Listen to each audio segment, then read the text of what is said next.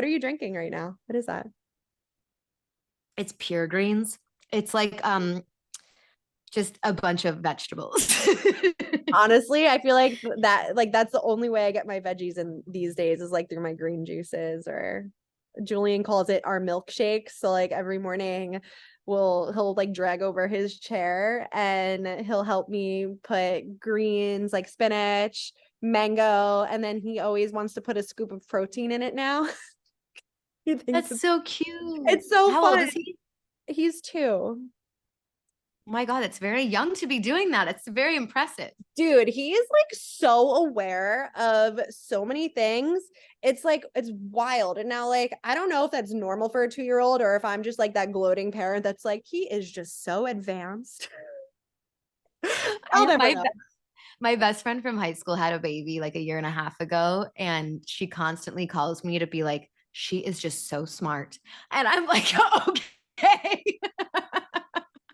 But like that, I'm sure she is, but also like, okay. she's like 2, she's 2. And like, I swear Yeah. I do that all the time too. I'll like call my mom and I'll be like, Mom, you have no idea what Julian just said. Like, is this normal for a 2-year-old? And then she's like, he's so smart. He's wise beyond his years. He takes It's amazing. like, if anyone listened to our conversations, they'd be like, what the actual F is wrong with you people? But Well, you know what? There is this element of like, I do believe that in life, part of finding success or finding whatever it is you're looking for is just believing that it's possible. And so ooh. there is an element to what you're doing in building Julian up that I think is really important, because it's like he needs to know that he's super smart. He needs to believe that he's wise beyond his years and all of these things so that he becomes all of it. Well, that's exactly what it is. It's like this self-fulfilling prophecy. Like, we do these affirmations every day. And I started tapping with him. So I'll have to send you the video, but it's honestly like the cutest thing ever. But he knows what his affirmations are. But like that what you just said about like, the success and like believing in your success and that anything is possible for you. Like, I want to hear your story and like how that plays into like who you are and what you've created and what you do now. Can you give us like a little bit of like who you are and all the The things? backstory, yeah. Yeah, like where that comes Um, from. so I grew up in Chicago. I'm so Midwest, like very proud to be Chicago born and raised. I grew up in the Michael Jordan era. So I have my Jordan ones I behind was, me and what, they're I was really just gonna like ask you about those. I'm like, do they have a story? Are they like, what's the significance?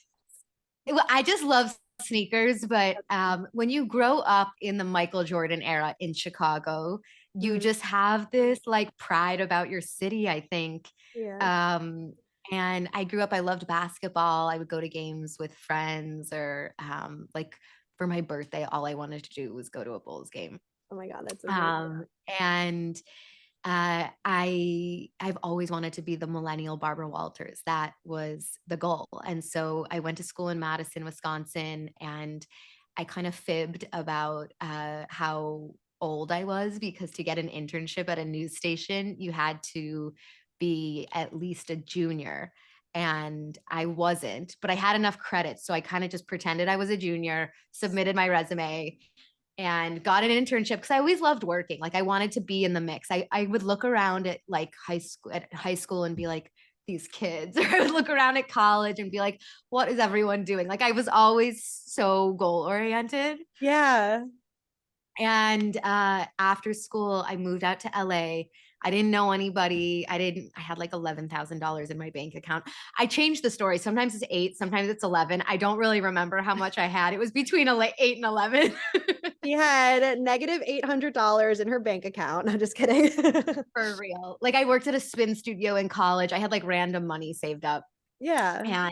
and moved to LA, lived in a garage. My grandma's friend let me live in her garage. It was like on Montana and 16th or something. So it was kind of by the beach, which was amazing. And I had oatmeal like for every meal in the microwave, because they didn't have a kitchen. It was a garage. And Okay. I was so excited to be there. Like I would wake up every day early and just be like, I can't believe I live in warm weather. Like you get it growing up on the Oh East yeah. Coast. you wake up and it's like gray and cold, and you get into a car and it's freezing, and then you have to walk to school and it's freezing and your body hurts. So I would wake up in LA by these palm trees and be like, oh my God, I'm going to go for a walk. Well, that sounds like the life. And it was amazing. And I was unemployed. So it really was kind of the life. Minus all the anxiety of like, I want a job and I need to make money. So I started sending out resumes. Okay. And in what I do as a TV host, you have a highlight reel, and that's your resume. So it's like a 3-minute video of all your best clips. And I had one from college, so I would send it out, and no one would ever reply to me. And so I started sending people cookies and bamboo plants, because I figured if I wrote them a note and sent them a gift, then they would email me, and at least I'd have their email and we'd have like a correspondence. And it worked. So they would email me and be like, hi, Danielle, nice to meet you. Thanks for the cookies. Like a little weirded out, Yeah. we don't have anything at our company right now, but we'll keep you in mind. And about 7 months later, I got a call from a company that was like an internet red carpet company. They did entertainment news online. And I got a random call. They said, our host is sick. Can you be at this place in 2 hours, like hair and makeup ready? You're going to do a red carpet. And I said, yeah, I'll Oh be there. my God. It was wild. So I go home, I get ready. I thought I looked good. Looking back at photos, I'm like, oh my God, what was I wearing? And why did I wear my makeup like that? Hindsight's 2020, right? I had like a burgundy dress on that was like tight on top and then A-line like flared out, and just not it. But when you grew up in the Midwest and this was like pre-Instagram, you don't really know what's cool the way people in LA or New York know. Yeah. So I do the red carpet, and it was for X Factor, and Simon Cowell gave me an exclusive, and I got the job. They called me after and they were like, great job. You'll start working for us freelance. So that was really my first gig. I started working on red carpets, and one would go to another, and another company would hire me. And I would network a lot with people on the carpet. I tried to talk to the videographers, and if I'm really being honest, like I would offer myself up on Thanksgiving and Christmas when I knew nobody would want to work, because these bigger companies would then use me because their hosts and reporters didn't want to work, and I'd get all this footage. So eventually I started working at a place called Clever TV, which was like a YouTube conglomerate. They had like the 10 biggest YouTube channels at the time under one house. And ours was entertainment news, and all of the hosts there kind of started building followings. It was such a fun environment. It was very like people were riding around on hoverboards. It was like That very sounds like so fun, like very like new age. exactly. It was that era, and it was an internet company. So it was, like all the stereotypes of that are true. And then I started working at Entertainment Tonight Online, and moved back to Chicago to do a morning show at one point, which was really fulfilling because I got to do like hard news, and to be in what I do, to be a reporter and anchor in the city that you grew up in is really special, because you have a different kind of connection to the city and the people. And that was really cool. And then I was dating somebody long distance in LA during that time. My contract was up, and he called me and he was like, we got to like try this for real. I can't keep coming to Chicago, because I was waking up at 2:45 in the morning. So I wasn't really able to like come visit him very often. Right. And I was like, you're right. And I saw the women that were generations above me in my industry. And I think a lot of them had chosen, they had to make a choice. Nowadays, hopefully, I don't think you do as much, but years ago, you did have to make a choice, and they chose the job. And I always thought like family was so important to me. I always thought like I have to find a way to do both. And this felt like, okay, I have to give this a shot. I have to give this relationship a chance. And I moved in with him in LA. 4 months later, he dumped me on a beach in Cabo with both of our families there. We were together for 14 days. It broken up, but in Cabo. And I moved out of the apartment, but I was like, I had no money still. And I was like, how am I going to move out of this apartment? So I started cold emailing all of these brands Okay. to do like Instagram collaborations. and one of them came through. So I was able to move out, which honestly was like a universe thing, I think. Yeah. And move into this apartment. Was so depressed. Like when I say so acutely depressed, I would go to the nail salon and just like cry. And I didn't know where it was coming from, why I was crying. Yeah. I just like could barely function. I was getting up and I was working at NBC and IMDb, and I was getting up to do my jobs. But other than that, I would just like collapse on my couch, and it hurt to wake up in the morning. Like For exhausted. some reason, yeah, I don't know what some people that are heartbroken, I hear it's harder at night. For me, it was harder in the morning. In the I would morning. wake up and be like, I can't believe I have to go live through the day feeling like this. So just curious, like in like the Yeah. timeline of all of these things, like what year was that? This was 2018. Oh, okay. So that's like sort of fresh-ish, like within the last 5 years. You know, Wow. I feel like I'm finally out of it. It took a while. Well, breaking up is like not like because I don't want that to be the direction of like our conversation, but like breaking up is like a grieving process, like Well, beyond. I think this is something I haven't heard people talk about enough with breakups, Yeah. which is there is a breakup that is horrible, Mm-hmm. but sometimes, and for me, this was the case, it triggers all these inner child wounds in you that spur so much more. And so for me, I thought I was grieving the relationship, but through therapy, I learned I was actually confronting all this stuff in myself about worthiness and pain and all these things, communication, all these things I didn't know I had to deal with. And now I feel grateful that it triggered that in me, but man, it sucked during the time. Oh my God. Yeah. Because like sometimes when you're in it, like it's almost like, how am I going to ever see the light at the end of the tunnel when I'm Oh feeling yeah. this way? But again, like it's all about getting through that pain. Like you got up until that point, you got through every hard thing that you've ever been through in your entire life, right? And this was just another thing for you to get through to become this amazing, successful woman that you are today. Well, I think that was actually part of my problem is Yeah. I don't think I really got through anything until I turned about 25. I had like a really stable upbringing.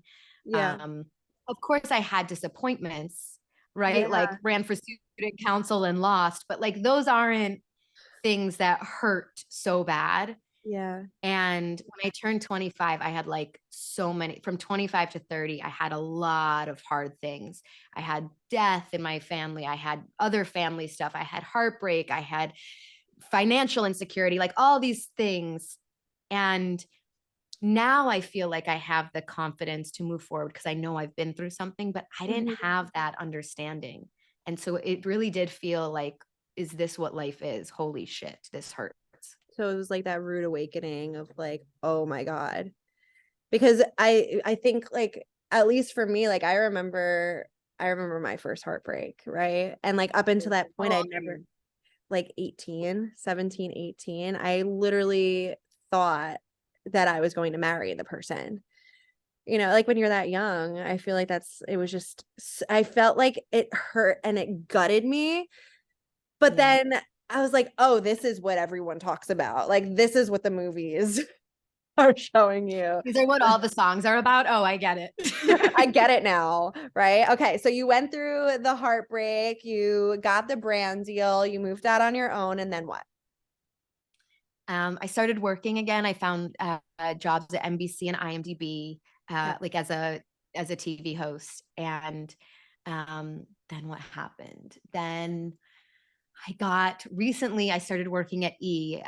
We did a Twitter show, and that was an interesting story because when I moved to LA, all I wanted was to be on E. I wanted to be like Juliana Rancic and Barbara Walters. So Right. I had been to so many meetings at E. And at one time I'd like come close to really getting a show there. Like they had flown me to New York for the final round. And I Okay. thought it was it. and I never got the job. And I was like, oh my God, I almost felt like I had to grieve that Yeah. dream. And when I got this show, I burst out into tears in my boss's office. And she was, I think, like, whoa, why are you crying? And I was like, I don't think you know how much this means to me. Right. Like, I couldn't even play it cool. Um, But like, but how here's beautiful is that? Like, you literally wore your heart on your sleeve in that moment. Like, that's fucking awesome. I think it's so cool, like, when we recognize the accomplishment, right? Because I think yeah, there's so many it's times you get hard to so, do. right? You get caught up and like, okay, what's next? Okay, what's next? But like, wow, like, that's like that moment. Well, there's a few things about it that are interesting. One is um, we did a test pilot Okay. and I was in the hair and makeup chair and I hear this guy's voice and he says, hi, Danielle. And I don't recognize his voice at all. And he comes in and I'm like, hi. I said, I'm so sorry. Have we met before? And he was like, we actually have, but it was like 9 years ago and you'll never remember. And I said, what do you mean? And he said, well, I used to work at Massage Envy in Santa Monica. And as soon as he said that, I go, oh my God, I remember exactly what it was because he made such an impact on me too. He was working at this Massage Envy and I came in, I had just moved to LA and he was like, I want to move to New York. I want to be in entertainment and I don't know how to get there. Talk about your coaching with transferable skills. This guy was so effervescent, incredible with people. Like he had so many beautiful skills and just wasn't sure how to get from Massage Envy to the entertainment world. Right. And I said, listen, like, I don't know that much. I'm new, but here's what I'm doing. Here's maybe like what you could be doing. And we sat and we talked for like 45 minutes. And I left the Massage Envy parlor. We never talked again. And he said, after those 45 minutes, I quit my job and I moved to New York and I started working in entertainment. And our conversation inspired it. And now the woman that hired me at he was her assistant. And he said, when What? when your tape came across her desk, he went into her office and he told her the story. And he said, listen, like, I don't know if I get a vote, but if I do, my vote's for Danielle. I think she really deserves it. And I got I'm chills all over my body because old me would not have recognized that moment. Old me would have been like, oh my God, that's amazing. And I love feeling like I'm of service and I love connecting with people. And that's awesome. New me, after like all the work I've done and all the self work I've done, was recognizing that moment because that was not a coincidence. That was like, to me, a sign of the universe saying, like, keep going. You're in the right, like, you're on the right path. I've never told that story, but it was so special to me. that, like, honestly, like, I have like tears in my eyes right now. I don't know if you could see, but like, that just grabbed my whole heart. Like, talk about full circle moment, It right? was unbelievable. I'd never had anything that obvious. Like I've had little moments along the way where I'm like, okay, keep going. There's a sign, keep going. But that was really special. So like, in all of the times where you felt like you were gonna maybe like throw in the towel, or like through all of these hardships that you experienced in like your mid to later 20s into 30, like, what what did you like grip onto to like help you with, like, just to keep going with like that grit, or like the commitment to your vision? Like, what helped you like continue on? Thank you for asking that question. I think that's such a beautiful question. You're welcome. Um, I'd like to say that it was like an inner strength, Mm-hmm. but it wasn't. It was other people. So when I first moved to LA and I was on red carpets, I made these really embarrassing business cards and I would hand them out to celebrities, Oh like my on God. the red carpet. Like I Okay. gave Tom Hanks my business card. Wait, Okay. can you like share a picture of the business card and I'll like Yeah, include it in the email? I have it. It's mortifying. And it Okay. had my cell phone number and my email and like a photo of me. And it said like Danielle Robay, TV host. And I gave them out to celebrities because I wanted to do interviews with them, like off the red carpet. I wanted to do more in-depth interviews. A few really generous celebrities allowed me to interview them off the red carpet. But like, how nice. So nice. One of them was a character actor that at the time was on Homeland. Okay. His name was David something. I forgot his last name. He was so kind. And he, as a character actor, he wasn't making a ton of money, right? Like even though he was on a hit show, he was a little bit older. He wasn't killing it in that way financially. Right. He had a son who had autism. He was divorced. He had a lot of personal difficulty. And I said, like, why do you keep going? You know, like what the exact question you asked me. Yeah, like what keeps you committed? And he said to me, there are these angels that come into your life when you need them most. So for instance, he said he would go to like the dry cleaner and he'd be like, I gotta quit. Like I'm on my last dollar and I'm miserable. And the dry cleaner would be like, I watched episode 3. It was incredible. Can you sign this headshot for me? And like would keep him going. Yeah. So for me, it wasn't like a fan in that way. That's what the angel was for him. Yeah. But for me, they were people who really within their own story made me believe I could do it. So Yeah. I've been unemployed multiple times in my life because in what I do, it's like you're almost like an actor, right? Like you go from one job to another and there's moments in between where you don't have a job. Right. And it's really uncomfortable. So I'll give you an example of an angel for me. Okay. I was unemployed at one point and like living off my credit cards, really stressed out. I wasn't depressed, but I was anxious and stressed because of the financial stuff. Right. And a friend of mine said, get ready. I'm going to pick you up at 7 a.m. or 6:30 tomorrow morning. And we're going to go to breakfast. And I said, okay. So I get ready and he takes me to Nate and Al's in Beverly Hills, which is a deli and like a diner. And Larry King is there. And he says, we're having breakfast with Larry. And Larry would have breakfast like 6 days a week with his childhood friends. And I sat down and I had breakfast with Larry. And for someone in my field, like it's like Barbara Walters, Larry King, Robin Roberts, you know, like you look up to these people. I watched hours of his interviewing. And I sat down with Larry and I asked him a million questions. And I said, Larry, can I come back to breakfast tomorrow? And he said, sure.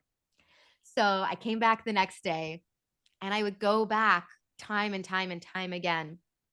And during this time when I was unemployed, asking him questions and seeing how he created his own show made me realize that it was possible for me. And I thought, for the first time ever, maybe someone doesn't have to hire me. Maybe I can create something. And that was really the birth of my podcast, Pretty Smart, and my card deck Question Everything, because this really came from Larry because he was the king of questions. And so when he passed, I put this together and I was like, I really want these questions to live and exist. That's but so special. He was an angel, right? And I've had multiple people like that. I think we all do if we recognize it. Yeah. Oh my God. Like, so as you're saying this, I'm like, I just want to like, I wish in that moment that there could have been a fly on the wall just to like capture like how meaningful that was for you. Like I bet in those moments, and like this is just like my own like, you know, my own brain talking for a second, like that friend of yours, like not he was an angel to go out on a limb and be like, this is what we're going to do. And then to help you establish this invaluable relationship with like an icon. Completely. Right? Oh my God. So did you establish like the course of my life? Yeah, it changed the course of your life. So what happened from that moment, like moving forward? Well, Larry became my mentor. So he signed this microphone before he passed. This is like one, you know, his old type of microphone. And wow. I learned from him. I asked him questions about how to interview people and how to broach difficult subjects and how to word things. And he was the most innately curious person I had ever met. Like it was almost hard for me to get a question out because he would ask me so many questions. And I think that was really the point where I recognized the power of questions. Like you probably do it, whether you notice it or not in your own work so Oh much, yeah. right? Yeah, and I remember when we had like our phone conversation a couple weeks ago and we were like kind of just like, digging into each other's backgrounds and all of the things. So just a quick little plug, listen to Danielle's podcast, probably going to go live around the same time. And we exchanged, I want to call it, I guess, like interviews, like conversations, Yeah. exchange conversations. But I was saying how like the difference in our questions is like, for me, it's always around like the most simple yet profound questions, like what specifically, right? Or what does that make possible? Or what led you Mm. here? And what would you like to experience? Like very simple questions, but the questions that we don't ever stop to ask ourselves, right? Yeah, and they're sometimes hard to ask yourself too, right? Like you don't know what to ask. You need someone to spark it, or you need a deck of cards. Like you need something to give it to you because when you're in your own head, you just don't know. I You don't don't. know. Like I need someone to ask me questions or I need to use a card deck to pull it because when I'm in my own head, I'm too like I don't know. It's I like, can't do it so myself. the power of the subconscious mind, right? It's all about like we tend to overthink things to Mm. a default, right? So we're not asking ourselves questions, we're asking ourselves we're literally asking ourselves, did I answer that right? Is that the answer they were looking for? So we like go down this There's rabbit hole. judgment. Yeah. Yeah. So part of the power of questions is non-judgmental questioning. And what you're saying is so true. It's like we're not asking ourselves open-ended questions to like discover things. We're judging ourselves. Not only that, but I think also we tend to default to the why, and powerful questions never start with why. Because if they knew why, then they wouldn't be there in the first place. You know what I'm saying? Like for That's me, interesting. so like if I'm gonna say like, why are you here? People are gonna be like, I don't know, I'm here because I want help. But if you're going Yeah. to reframe the question to like, well, what was the straw that broke the camel's back that led you to booking your call today? And you know what you did there too? You were really specific, Mm-hmm. It's the which I power. find in question asking is really important because even in interviewing, but in conversation, if you give sort of this open ended question, there your brain doesn't know where to go. Like when you said the straw that broke the camel's back, it's like, Yeah. what was that moment? Yeah. That gives you the descriptor to give you the answer. Yeah, like I'm not looking for like you're unhappy in your corporate job and that's why you came here. I'm looking for Yeah, because you were sent out in a pouring rainstorm and you did your hair with your mascara on and someone asked you to get 5 cups of coffee when only 4 fit in a travel cup from Starbucks. Like that's the moment I exactly. want. There is this thing, honestly, like I sometimes feel like a dork talking about the power of questions because I guess I do sometimes feel like a dork talking about it, but it's so true. Like I feel like we grow up wanting to be a basketball player, a pop star, like whatever it is for you. Mhm. But there's limitations, right? Like I'm 5'1". I'm not going to play basketball. Like I'm just not. But everybody can access the power of questions. Like you can become so dynamic, so magnetic to people in conversation, and it will change the way you do business. It will change the way you connect with your family members and your friends. It'll change the way people look at you because there's this phrase I always use that the most interesting thing is to be interested. Like you don't have to go into a room and wow people with your knowledge. You just have to ask them a great question. Yeah, because I think there's like 2 aspects of that too, is because like we as humans default to like being very selfish. Like we like to talk about ourselves, right? So if you're going in and being curious, like Larry King, the most curious person you've ever met, what he was doing was getting you to talk all about yourself so naturally. I mean, even if it wasn't Larry King, you would love being around them because you would feel seen and heard and like someone's interested in what you have to say, right? Completely. Wild. I could jam out and like nerd out with like the power of questions with you like for Oh my God, I hours. love this so much, I Amanda. actually I have like a whole training inside of my certification. It's a whole module on powerful questions. Just like the No way. power, the art of powerful questioning, it's called. This is Wild. so cool. Wait, I want people to, will you send me like where people can sign up for that? Because I want to include it in the pod. Yeah, absolutely. It's all about that's like the beauty of like what you do as a journalist, what you do as a TV host, right? And like what I do as a coach. While they may seem so different, it's not. Like we're really just getting people to the root and to the feeling and to the story that they're telling themselves and like what's going on underneath the surface. Like who's the real you? Like what do you really want? You know? It's amazing. 100%. How did you tap into the power of questions? Like, where did it come from for you? I think for me, I've like always just been like a naturally curious person.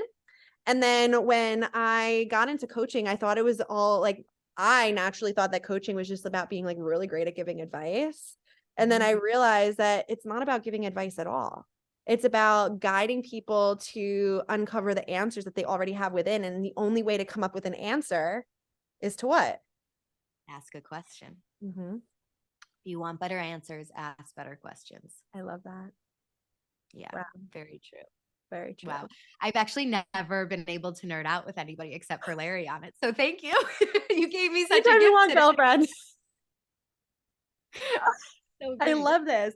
Okay, so after you met Larry and after you know, created your question cards and your podcast, like I guess now that you are in like maybe your version of the life beyond your wildest dreams, like what would you say were like your proudest moments in like the more recent times? Mm. I actually don't feel like I'm living the life beyond my wildest dreams yet. Okay. Okay, so I'm what really would that working maybe on look getting like? there. Sorry, go ahead. Yeah. No, I was saying I'm really working on getting there. Okay. Um, I've never journaled. I've never been a very like habitual I don't have a morning routine. So I know you're looking like I'm gonna whip you into shape, girlfriend. Like, please. You're I think talking I to the need woman. your coaching. I wake up every morning at not 4:30, 4:17 is when my alarm goes off. I know you're just like, please no. Ugh. Why 4:17? I don't know. Like it just seemed like it wasn't 4:20, and like 4:20 always made me think of like weed. Yeah, I'm like, that's let's set so it a couple funny. minutes before that. Yeah. It's like Oh, see, I don't like waking up at 4:17. That's too much. Unless I have a shoot, which I will like, I have to do it. yeah. I prefer to wake up at like 6:15, 6:30. Okay, that's fair. It's fair. But then, okay, so if you don't feel like you're Yeah. living a life beyond your wildest dreams yet, which is fine because, Yeah. I think that it's also important to really just like strive to be excellent, right? And to really work towards like that vision and that goal that you do have. Like, so what big things would you say are in the works for you that you're working towards?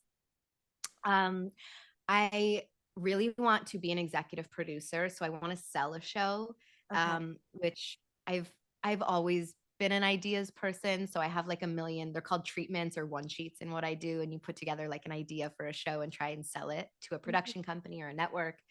Um, yeah, I really want to be an executive producer. I really want to grow Pretty Smart and find a way to connect the women from the community that we've built because Gloria Steinem I've been able to see her speak a few times live and I really, really admire her. And one of the things she says is that um, every great revolution or movement she has ever seen has started with a group of women in somebody's basement or kitchen telling a story and some other woman being like, oh, that also happened to me or Yeah. me too. And I think the community I've built around Pretty Smart, and just so everybody knows, it's women that are pretty bold, pretty witty, pretty strong, pretty smart. And so those people are so freaking awesome. They're smart and ambitious and interesting. And I'm like, what magic could happen if they knew each other and shared stories, and what businesses could be built and what money could be made, and who could we help? Like, I think so much power could come from that. So I'm trying to figure out a way to do it. I don't know how We yet. should host a retreat together. I would love to do that. We should do that. That would be really, really cool because I want to do something in real life. Yeah. That'd be really cool. Have you ever done one? Yeah, I do retreats 4 times a year. Mm-hmm. That's so cool. We should talk about That that. is so cool. Yeah, I would love that. That's awesome. That would be so fun. So really connecting your community and becoming an executive producer, those are like really amazing things. So it sounds like there's a lot of like really amazing things that you're working towards. And I think it's just always important to remember, like for everybody listening to, like there's no dream that's too big. Okay. If someone has done it before, and I think we touched on this a little bit throughout the episode too, like if someone's done it before, not only does it mean it's possible, but it means it's also possible for you. Because I find for me at least, like the best success stories come from people who've like gone through those challenging times, have gone through the points of, you know, jobless or homeless, or like their point of like the pain is really great, right? And it doesn't, like, just because someone else hasn't done it doesn't mean that it's not possible for you too. So like I want you to always think about, like, if it's been done before, it's achievable for anybody. And let that be your inspiration, okay? Because I know for me, for the longest period of time, like whenever I saw someone else like killing it or like doing the thing, I would feel some sort of way and like press mute. But when I began to reframe it into like, wow, now I know it's possible for me too, my entire world shifted. So with that, Danielle, you are creating amazing things. Your community is incredible. I am a part of your community and I'm so grateful for that now. And like to be in your presence and to know you, I feel really, really honored and grateful. And I feel the same way about you. I think we connected right away. yeah, you know, it's so interesting how people come into your awareness or like cross your path. And remember, like if someone's crossing your path, like it's for a reason. Like there's a reason behind it. And there's like what you said, there's no such thing as coincidence. Like I had my first mentor ever always says you have to honor the intersection. And I really try and live by that, because when somebody crosses your path, we all have two options. We can meet them and have a nice interaction and go on our way, or we can really make something of the moment. And I try when it feels right to make something of the moment. I think that's what we did, you know? yeah, absolutely. If you could leave our listeners with one piece of advice or word of wisdom for today, what would it be? My mom always said this to me. She said, you could be the person who sits on the park bench and watches people live their life and walk by, or you could get up and go be the one living. And I think about that all the time. So if you want something, go get it, go live, go be the person living. Yeah, because you are absolutely like the story of like, if you want something, just freaking go for it. Right? Just You know freaking how people like, they'll be like, oh, this thing just fell in my lap, like this job.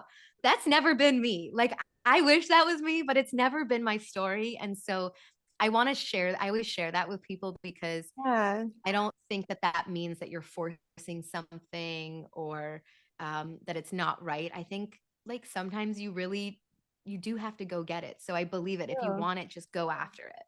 You know, like I 100% wholeheartedly agree with that, because nothing has ever just randomly showed up at my door either. You know, But it looks like it has, right? What? It looks like it has, which is, I think, so interesting.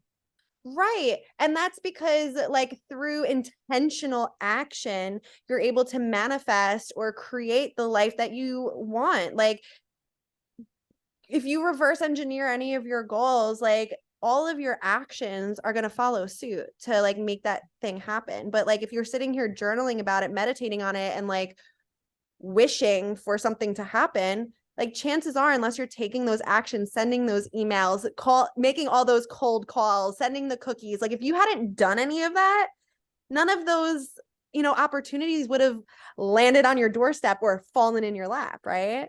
So it all comes down to like the actual real action. And like, well, yeah, there's probably some lucky people out there who are connected and like whatever, like all the power to you. I am all for leveraging your network. Like in any way, shape, or form. And sometimes you have to go out there. You gotta use what you have. You got to use what you have and create the freaking network. So that's an incredible piece of advice. And I absolutely love that. So if we are looking for Danielle Robay online or anywhere, where can we find you? Everything is on my Instagram, Danielle Robay, Robay. It has the link to my pod, the card game, everything's there. Awesome. I highly recommend checking out the card game, because if you enjoyed listening to us nerd out on questions, like get yourself these questions, because it'll help you to become more curious and become the most interested person in the room, right? Hell yeah. And then you'll be the most interesting. I love that. I love it. That's awesome. So everybody remember, you are you, and that is your superpower. So if you love this episode, leave us a review. Go ahead, follow Danielle, and we will see you next week. Bye, guys.